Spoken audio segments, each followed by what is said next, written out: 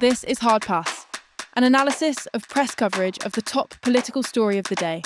White House correspondent Brian Karam and university journalism professors Dr. Michael Myra and Dr. Mark Meterson host Hard Pass. In this episode, Shit Show, we look at the No Kings protests and the president's response. Here's NBC News reporter Avrian Broadus on the Weekend Today show. The whole world is watching!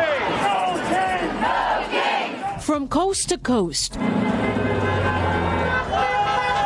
nearly 7 million Americans, according to organizers, at No Kings demonstration Saturday. The rule of law is being destroyed. Thousands of people demonstrating in Chicago for the No Kings rally. They're all motivated by different factors, but the common thread, their defiance against the Trump administration and its policies. Me as an immigrant, I gotta show up, support. First and Fourth Amendment rights being completely violated. My grandchildren makes me sad. No Kings! No Kings! Huge crowds turning out in Boston, Miami, Buffalo, and more. I'm 90 years old, and I've never seen my country in this condition. One of the largest protests spilling onto the National Mall in President Trump's backyard. A big concern there, the decimation of the federal workforce. Scientist Bill Nye. Cutting the budget, especially to NASA, is thoughtless. People also rallied overseas. They're totally ignoring the Constitution. Trump and his administration addressed the No Kings movement this week. They're referring to me as a king. I'm not a king. Right. Speaker of the House Mike Johnson slammed the demonstrations on Friday. Listen to the language they use themselves. Many of them don't like living in America.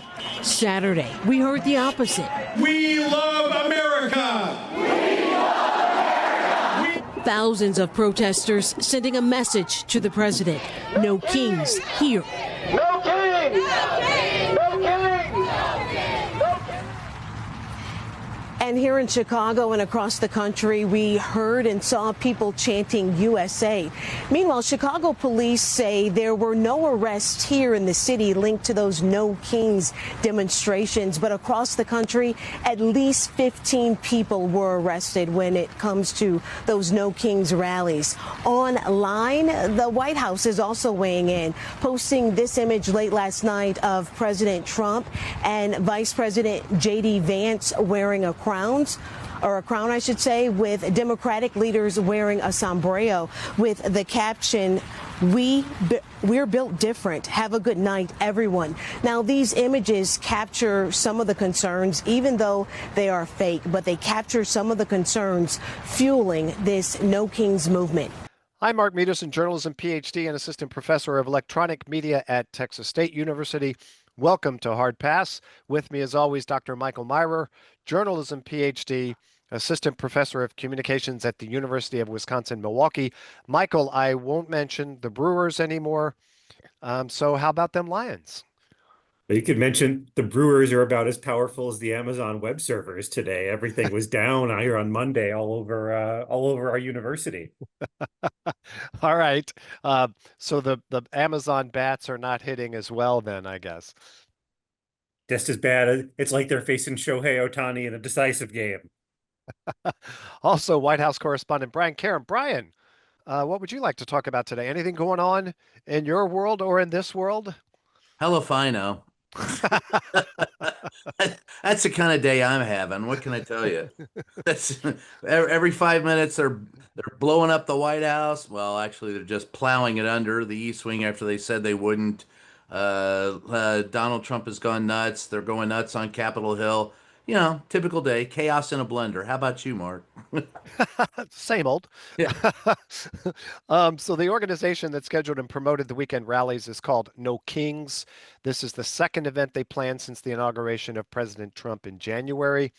Republicans on the Hill seem to be following explicit talking points, which labeled the rallies as Hate America rallies. Caroline Leavitt issued perhaps the most extreme comments Thursday on Fox News.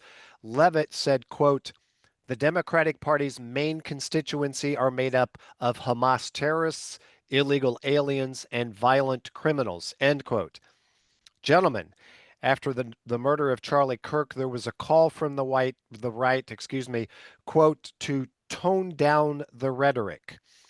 Where does Levitt's description of rally goers fit in when it comes to the toned down rhetoric scale? Michael, you first. Well, I'd say it's hard to say that that was pretty toned down to the least bit, right? I mean, it really has been interesting to watch this kind of communication strategy come out of the White House around these rallies, right? If you look at the numbers, right, and if you say 7 million marched, like that's one in every 50 Americans is a Hamas supporter.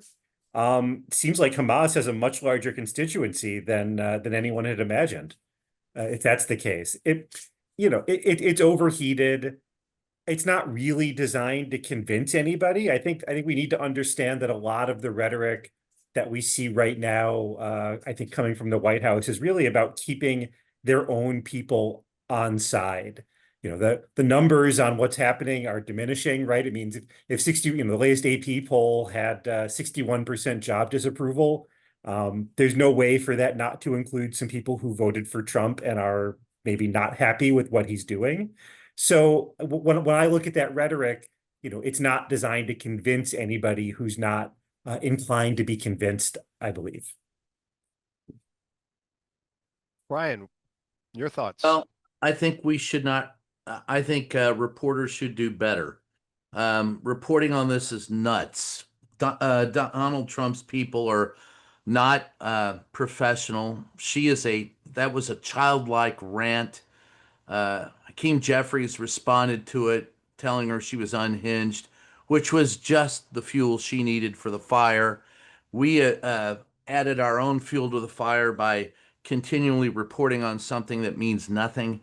And I'm quite honestly vexed. I'm vexed. I am a vexed human being, beyond all vexation, having to cover this continuing crap show at the White House and having to deal with that type of indolent, immature, insecure, ignorant behavior from someone who does not have the wherewithal to hold on to the job that it is she's responsible for.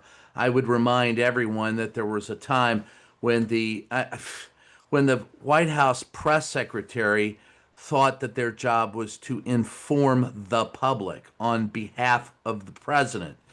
That's our job. Their job is to put their best foot forward. Our job is to tell people what everything is really all about, what's really going on. To sit there and engage in that type of hyperbole and then have it repeated by reporters, I'm not going to repeat it. I'm not going to, I have had numerous attempts uh, to communicate with this administration that has failed horribly simply because I will not adhere to the rhetoric it is that they preach.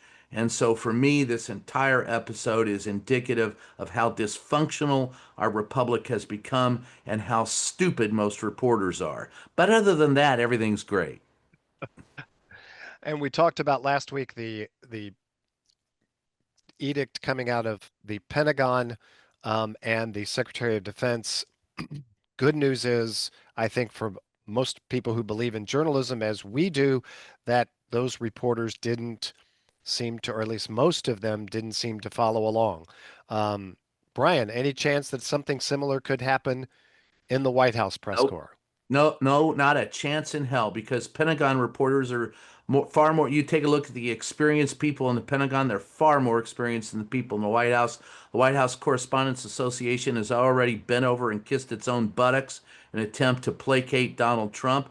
In the very first days of the administration, the moron who was the president of the White House Correspondents Association, his name shall remain nameless, said that he was, trying to deal with Donnie the best they could by giving them some of what they wanted, and they figured he would go away. And that's definitely not the way you deal with Donald Trump. And if my own experience, or Jim Acosta's experience, or April Ryan's experience, or anyone in the first administration, if they had bothered to look at what we had to do to get information to the public, it was never bending over and kissing our own bottoms trying to make sure that Donald Trump was happy. And since the White House Correspondents Association seems to be there only to put on a yearly show, I would suggest that perhaps it's time that the White House Correspondents Association either elected people who knew what the hell they were doing or just faded into the woodwork because they've become nothing more than tools of propaganda for Donald Trump. So I don't see us, since we didn't stand up before. Look, when Jim Acosta went through what he went through in the first administration, a few of us signed on with amicus briefs. A few of us stood up and said something about it. When I went through 3 times having to sue the man, there were people who stood up, but it was never the White House Correspondents Association. They had to be dragged into the scene, kicking and screaming, afraid of losing their access by defending reporters. So if they suddenly grew a backbone, I would be happily surprised, but I would be immensely surprised. A weaker organization has never existed. They're simply there for their annual show, which gives money to scholarships. Michael, do you have any thoughts on what the journalists are currently doing in their role as White House correspondents? Yeah, I mean, if we understand that the concept of journalism, the social role of journalism is under attack, at least in this moment of large scale societal renegotiation. The point is that these people need to ask themselves is how do you articulate what you stand for? And part of it, one choice is by picking a fight. And if you're not going to stand up for journalism, right? If you're not going to stand up for the right standing for. They don't No. even know what they're. To most of the young reporters in there stand for their job, their access, and their security. The greater societal role they don't even consider. Right. And I think that's the problem. Like, what is the point of a White House Correspondents Association if not to speak up for what journalism is supposed to be? What is the point of, a journal? That's why we have journalism schools. That's why we have experts in the field, right? We're sitting here articulating what the profession is, because, journalism is not found in nature. Like there's not, the only time you see rabbits doing journalism is like cartoons, right? That's not how it works in real life. It's a human creation. Its definition is always subject to change. And one of the ways that you articulate what it is by picking fights.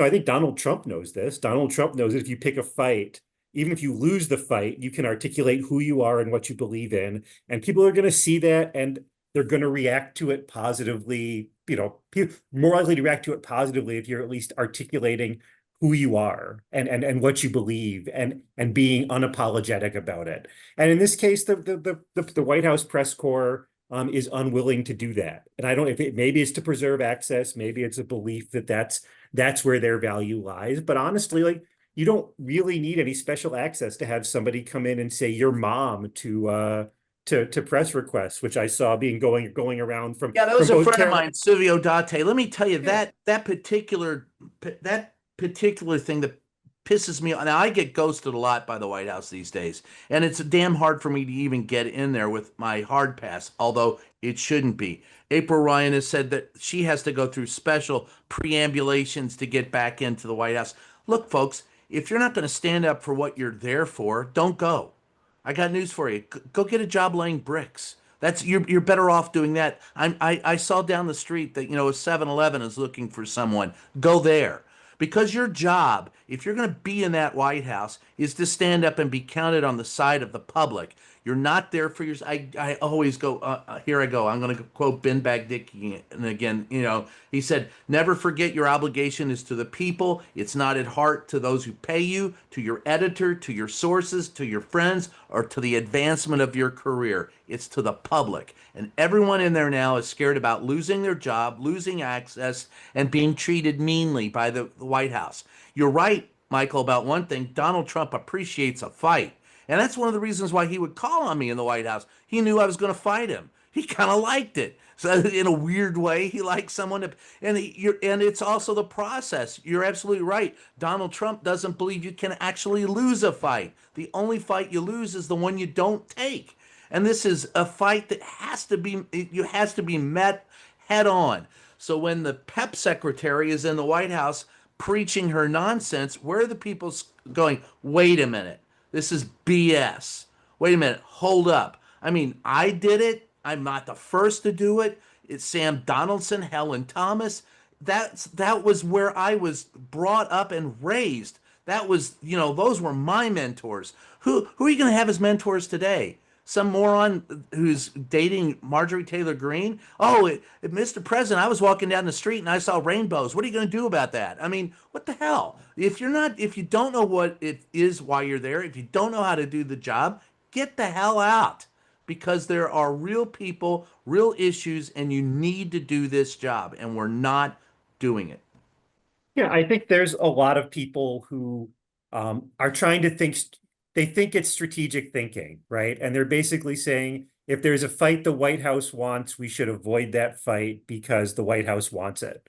But honestly, like if the White House wants to call a bunch of grandmothers and normie liberals Hamas supporters, like that's maybe you just have to have that fight, right? Maybe you just have to do that. And so if you're a reporter, right, you don't want to be, I understand that reporters don't want to be in a position of going head to head with the White House, even those who understand their role, who want to say it's not our job to have fights necessarily, it's our job to inform the public. And if we're going to be, if we're going to have these conflicts, it's going to limit our ability to inform the public. But at some point, you do have to understand that that doesn't really work when the other side doesn't see any value in your role there other than as a foil. They want to fight with the press. It's easier to fight with the press over, small little things that don't mean a lot to the general public than it is to say like whether it's okay to bring troops to the American city. Right? They want to have fights with the press, but maybe the press just needs to understand, maybe the reporters in that room, it might be helpful to understand that what they're fighting for is actually a principle that goes back to the First Amendment. And that's what we're missing right now. What we're missing are people who understand the job. I keep saying send your crime reporters to the White House, or those who have covered wars, because they understand how to get information from someone who doesn't want to give you information instead of standing there like a stenographer. And by the way, you don't pick this fight. This fight picked us. I'm not picking a fight with the President of the United States. I'm there to do my job. I'm asking him questions. He is supposed to supply answers.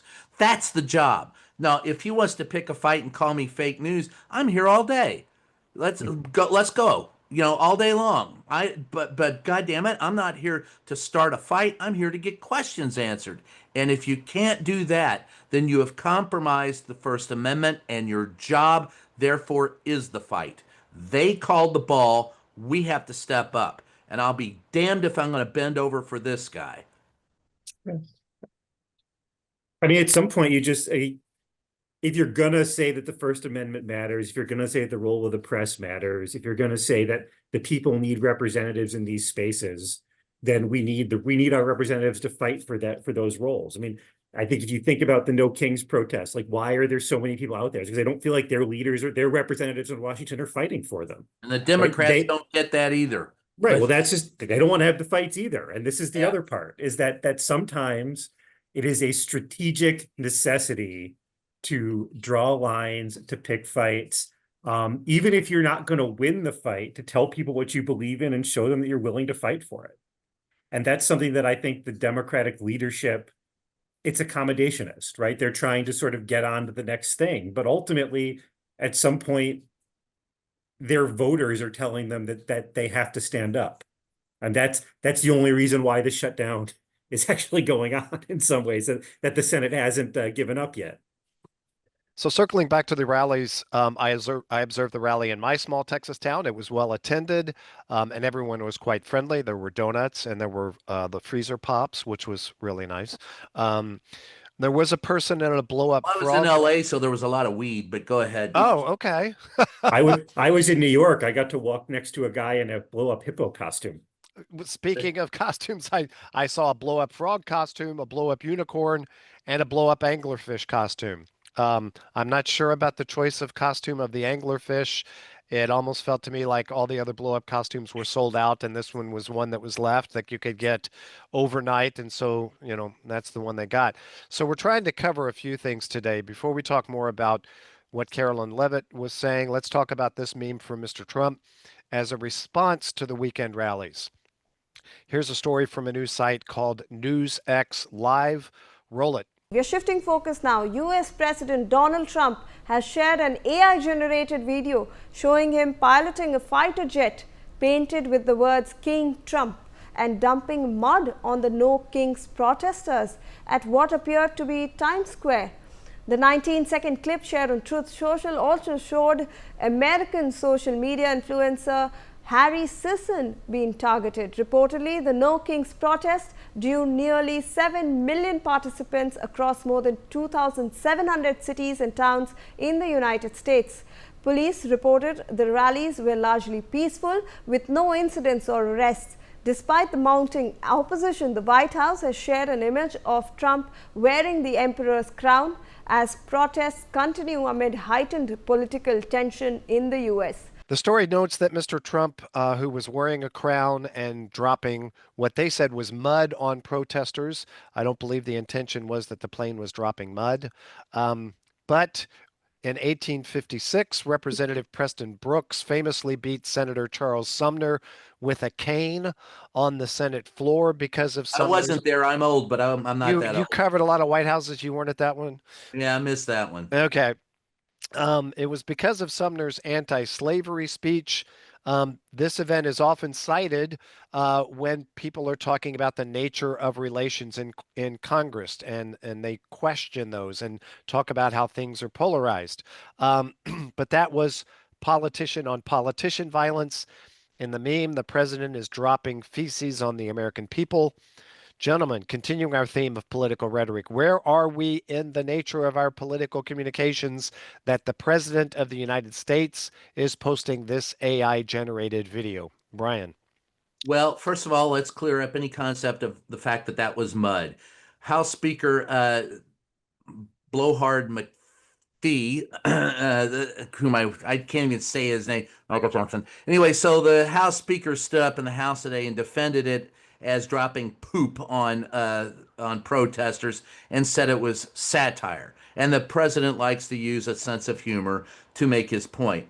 First of all, satire usually punches up, and this is the president of the United States punching down. So as far as the humor goes, it was the same type of humor I would see on an open mic night comedian, his first time out of the gate on a Wednesday night in North Hollywood. Stinks. So I'm sorry, that's not A, funny, B, it's not satire, and C, it was poop. And if you want to get right to it, it was an excremental, and if you've seen the movie Dogma, it was a shit demon. So that's all it was. He was trying to drop a load on the protesters, looking down on them as king, on the same day that he said he's not a king, though he also wanted us to have an Arc de Trump in downtown D.C. And today, to polish it all off in the No King event, although he previously promised he would not touch the existing White House, he took out the front of the East Wing so he could put up his 90,000 square foot ballroom that he probably wants to lie in state in. The state of political discourse in the United States today is akin to that on a preschool or prepubescent monkey bar set. These people have no idea how to communicate demonstrably or responsibly or intelligently or as an adult or professionally. It's all about me, me, me, me, me, me, and oh, I'm so funny. Don't you get it? And I'm sorry, I'm done with that crap too. So you didn't think it was funny, Brian? I thought it was silly. I thought it was pure. It was salacious, puerile salaciousness. He had a 26-year-old staff member who put together. People going, Donald Trump, crafted this AI. Donald Trump didn't do anything. Donald Trump looked at it and goes, funny. Put it out there. Press the button. That's what Donald Trump did. And it was some moron who doesn't understand, or irony, or I don't know, any type of, any of the basics of humor. Even your worst stand-up comedians know how to get a laugh, and, crapping all over people who are protesting your king-like attitude. I don't know what he wanted to do other than to come off as condescending. He's punching the very element of comedy that makes it hilarious. Are those when George Carlin came out and said, to believe in the American dream, you have to be asleep. He was punching up at the ideals. He punched at presidents. When you watch people like Stephen Colbert, they're taking shots at the president. They're not taking shots at some guy who's protesting not being able to speak. That's silly.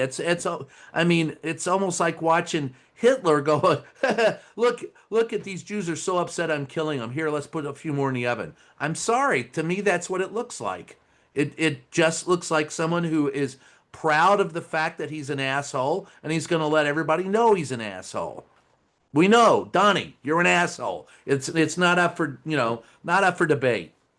Michael, where does this fall in our nature, or historically in the nature of political communications? I mean, we can all go back and like find examples of really salty for the time political communication, right? I think what is it, the Grover Cleveland reportedly had like out of wedlock child, and people were singing "Mama, where's my paw" at his events, right? Grover Cleveland. So like you can go back in history and that's find punching up, salacious right? stuff that would be punching up, right? Because you're saying it to the president, right? Or the presidential candidate. So I don't really think that like I don't want to get too deep into the weeds on this because it's puerile, right? It is again, my reading of all of this is that they are flailing around a little bit, trying to do something that will remind their supporters, their people, why they like them. And one reason might be because of the irreverence, they might call it, in the sense of humor. If we want to assign a thought process to it. Now, I'm not actually sure that those thoughts were going through anybody's mind. What I actually think is that somebody liked the idea of shitting on the protesters, shared the video, and in hopes that it sort of a debate over norms and people being upset about it is going to sort of distract from the fact that 2% of America was out there on Saturday complaining and pointing out that they don't like what Donald Trump is doing. And so if you want to say that there's like a strategy behind it, that would be the strategy. But ultimately, the point is I think the point is to rally his people, right? The people who are looking at those protests, looking at what was happening on Saturday, and trying to sort of make sense of it again, right? And trying to sort of come to grips with the fact that there's a lot of people out there saying, hey, we don't like this. Stop. Don't do what you're doing. And that's not part of their self-image, right? They view themselves as speaking for the forgotten man, but let's face it, right? The forgotten man isn't a majority. And if you look at opinion polling, people are unhappy. You've got to find a way to rally people to your side. And this, the best thing you can say for it is this is a ham-fisted, kind of stupid way to do it. But that's what that video does. It's not particularly interesting. It's not particularly funny. It really is just about finding a way to try to connect people back to you, try to create an uproar that's going to make the young men who, the podcast bros who, came to Trump this time around, try to find a way to get them back. It's not that interesting. I was trying to think what I would, if I was going to do an AI of me dropping something, what would it be? And I couldn't really come up with anything good. So, Skittles, I think I'd like to drop Skittles on people. In another story about political rhetoric, it's been about a week since Politico published a story exposing Telegram chats from the organization known as the Young Republican National Federation. The chats contained violently racist, anti-Semitic, and misogynistic language. According to The Guardian, the people who participated in the chat ranged in age from 24 to 35 years old. The Vice President, J.D. Vance, brushed off the language in the chats as stupid things that kids do. In September, the House advanced legislation that would allow children as young as 14 to be tried in criminal courts as adults. It seems the definition of kids depends on what the kid has done. Michael, I'm going to start with you. Your thoughts. I mean, we have been defunding the entire American higher education system because of what some 20-year-olds in a tent have said. So, during the Israel Palestine protests. So, you know, it's hard to disagree with your assessment there, Mark, that they are responding to who is saying it. That their problem is about who is that their focus is who is saying it, not what's being said. Because honestly, like, if you want to talk about the anti-Semitic wing of the Republican Party, perhaps it's the Young Republicans Club, based on what they're saying to each other on those chats. Ryan. Hate speech is protected by the First Amendment. Nonetheless, that doesn't preclude the idea that these little cocksuckers shouldn't be in office. Because at the end of the day, this is so anti-American for them to come out, and I'm sure this is something that children do. Well, I'm glad that, my childhood now extends to the age of 35. That certainly covers. I thought I'm still young, baby. I'm still young. So young. I guess I'm just an older or a younger adult now. But the fact of the matter is, you're an adult after the age of 18. You know damn well what you're doing. It's inexplicable. It's that this would be allowed anywhere. And these are people who evidently wanted the United States to lose World War II because they're saying they love Hitler. They are against the Civil Rights Act. They want Martin Luther King thrown in the dustbin of history forever. And this is the guy who said, when you get your rights, you don't take on the heir of the oppressor. But these people are all about it's a lot of these people that are kick glass for kickball, pick glass for kickball, and preschool and elementary school, middle school. They probably had somebody give them an undie grundy for all I know. I mean, these are people who just have no clue as to what America is about. They're angry about something and they're going to take it out on everyone. And the fact of the matter is, I mean, that's as bad as George Santos getting, a gift from Donald Trump and getting out of prison after 3 months. Of course, after 3 months, George Santos was probably the belle of the ball in prison, but that's another story entirely.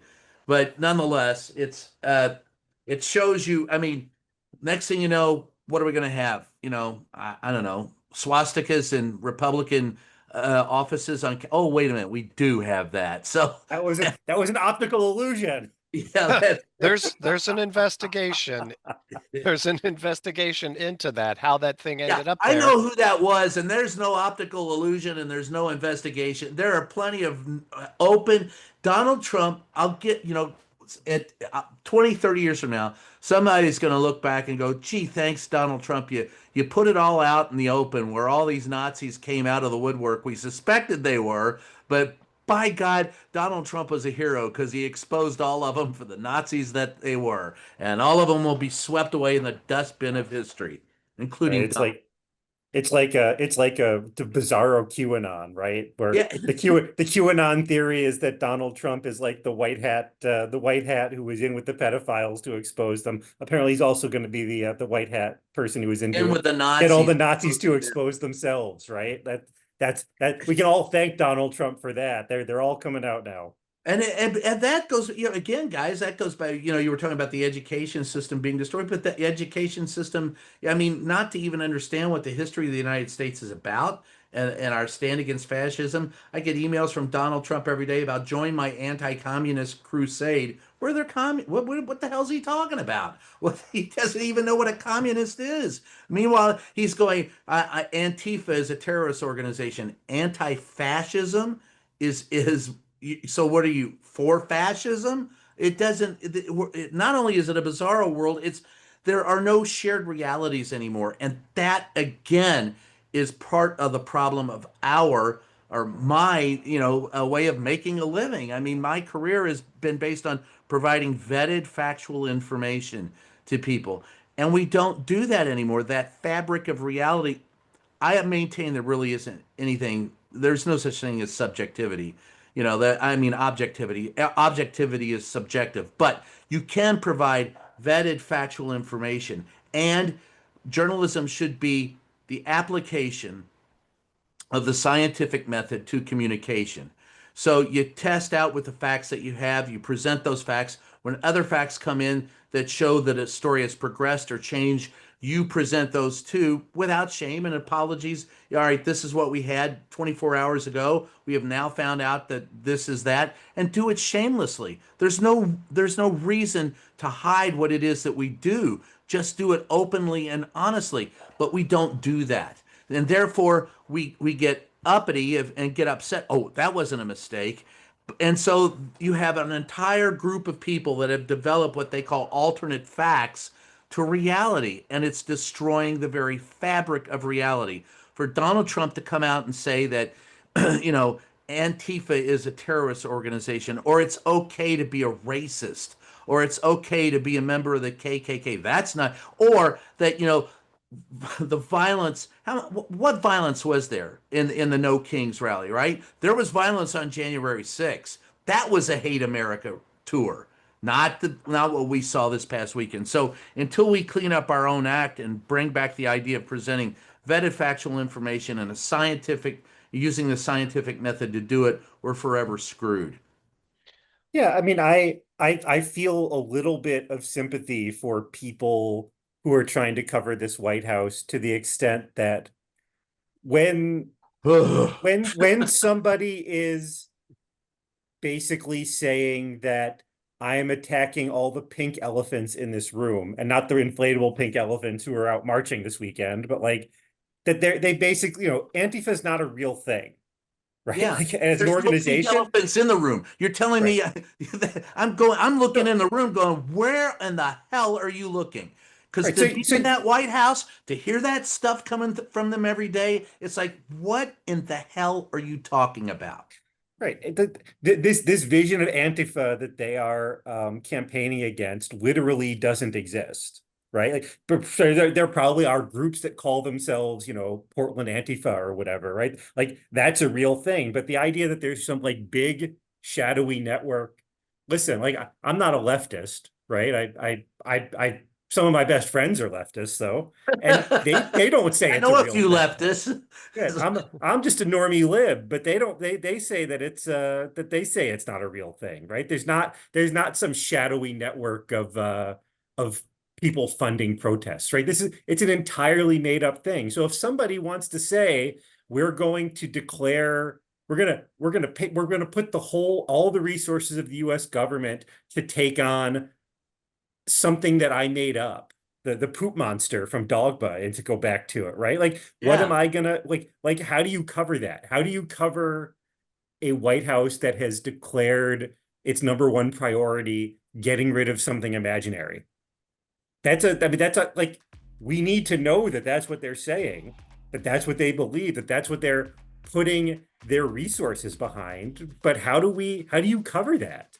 Like, you can say there's no such thing as Antifa, but all you get back is, well, that's just not with that attitude, we're not gonna find it.